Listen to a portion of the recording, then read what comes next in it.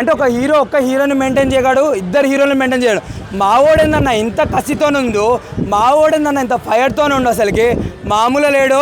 అసలుకి lady director గారు మీరు ఏం చేస్తారనుకున్నా ఏమన్నా చేసారు అని చెప్పేసి అనిపించింది. అమ్మా ఆ కసేందమ్మా అసలుకి, నేను యష్కే ఉందనుకున్నా, నీకు కూడా ఏందమ్మా ఇంతగానం అసలుకి. నువ్వైతే లేడీ సందీప్ రెడ్డి వంగ అని చెప్పుకోవచ్చు. అరే బాలీవుడ్ మన్నటి దాకా ఎగిరిర్రు కదా దురేందర్ దంగల్ అని చెప్పేసి, మా యష్ అన్న లెఫ్ట్ లెగ్తుంది అంతే, మీ రికార్డులు మొత్తం పోయి డస్ట్బిన్లో పడ్డాయి.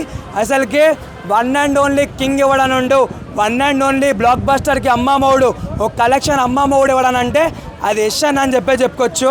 అన్న వైల్డ్ ఉన్నాయన్న సీన్స్. నిజంగా చిన్నపిల్లల్ని మాత్రం తీసుకుపోకండి, నిజంగా ఫ్యామిలీతోనైతే రాకండి, మీ లవర్లతో తీసుకొని రండి.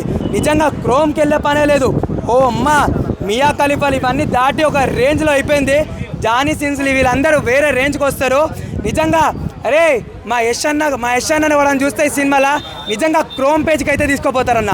నిజంగా టీఎఫ్ఐలో ఎవరన్నా బిగ్గెస్ట్ డైనోసార్ ఎవరన్నా అంటే ప్రభాస్ అని చెప్తాం. బాలీవుడ్లో బిగ్గెస్ట్ డైనోసార్ ఎవరన్నా అంటే ఏమంటాం, ఇప్పటి నుంచే యష్ అని చెప్పుకోవాలి. ఆ రేంజ్లో ఉందన్న. మన్నర్ దాకానే కేజీఎఫ్తోనే అయిపోయింది కదా, ఇంకేం చేస్తారు అనుకున్నాం.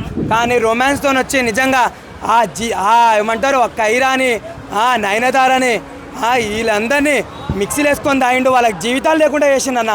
నిజంగా వేరేలా ఉందన్న సినిమా అయితే. నాకు నిజంగా అల్లు అర్జున్ని ఒకనొక సందర్భంలో లైక్ కొంచెము స్టేజ్లో అవార్డ్స్ ఇచ్చేటప్పుడు కొంచెం కించపరిచినట్టు మాట్లాడింది. ఆమె సినిమానే చూడొద్దు అనుకున్నా, కానీ ఈ సినిమాలో అయితే నయనతారని తారా తలుక్కు తారా అన్నట్టు మేడం ఏం లేరు, మేడం లిస్టిక్ మొత్తం రాసుకపోయింది అసలుకి.